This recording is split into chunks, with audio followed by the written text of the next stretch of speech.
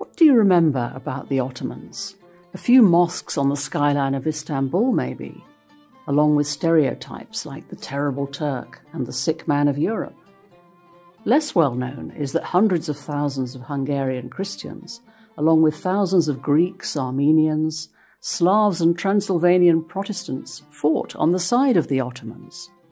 The notion where a noble Christian West fights a despotic Muslim East is the Disney version of history.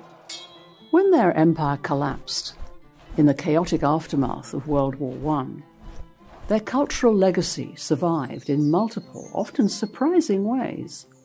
Theirs was the most cosmopolitan state on earth, lasting more than 600 years, spanning the continents of Europe, Asia, and Africa, ruling over 72 ethnicities and speaking at least 12 languages. Ottoman territory was a giant single market. No national borders. Commerce thrived.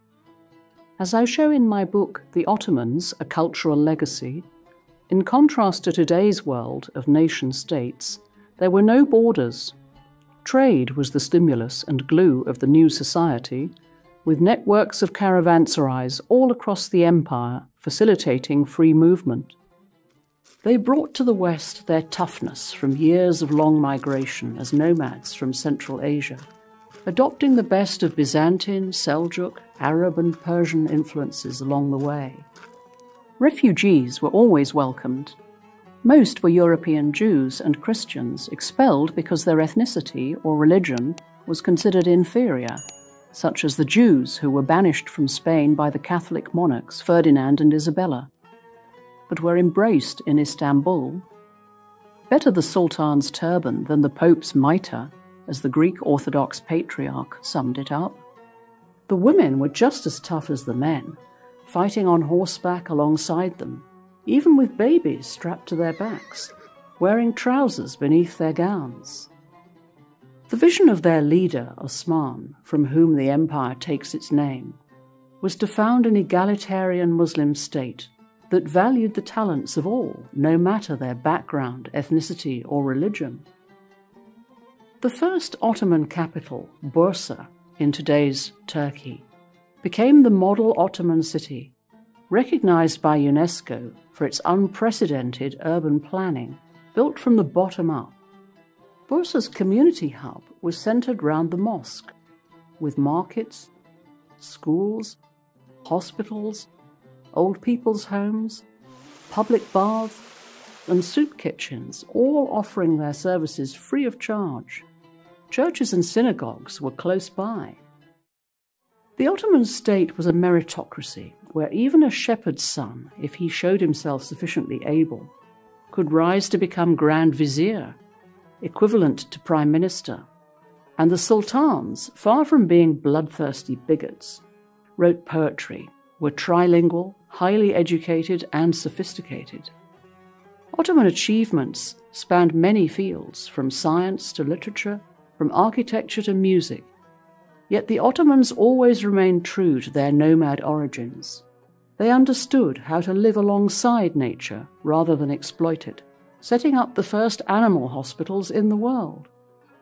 When Sinan, the chief architect, built Istanbul's great Süleymaniye Mosque, he designed the dome so that the smoke from all the candles and oil lamps was channeled through a water filter. The resulting soot was turned into high-quality ink with insect-repellent qualities and used to write fine manuscripts. The clean air was released into the city. It was the ultimate recycling, with 16th century flair.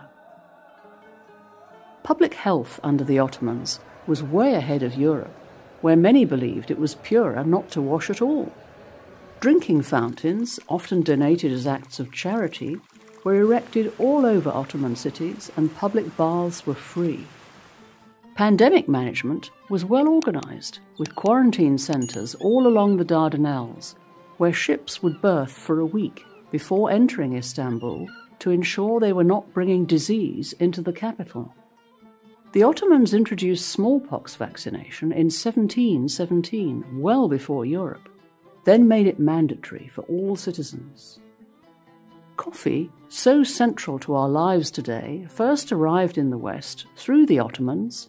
It was traded to Istanbul from Yemen in the 1550s via the Ottoman province of Syria, and Suleiman the Magnificent instituted a whole etiquette around the drink. He appointed a chief coffee maker and sipped it from specially made cups. A century later, when retreating from the Second Siege of Vienna, the Ottoman army abandoned its provisions, including sackfuls of coffee beans. None of the Austrians knew what to do with the beans at first, but gradually, thanks to a soldier who had once been an Ottoman prisoner, the exotic drink found its way into polite society, and to this day, coffee in Viennese cafes is drunk with an accompanying glass of water, Ottoman style. The habit then spread to Paris and to London, where the new coffee shops were known as penny universities, because you could join in discussions with the great minds of the day for the price of a coffee, 1 penny. So take time while you sip your coffee, eat your yogurt, reach for your towel, or relax in your trousers on your Ottoman sofa to remember the Ottomans and their cultural legacy. This is Diana Dark in collaboration with the Emir Stein Center.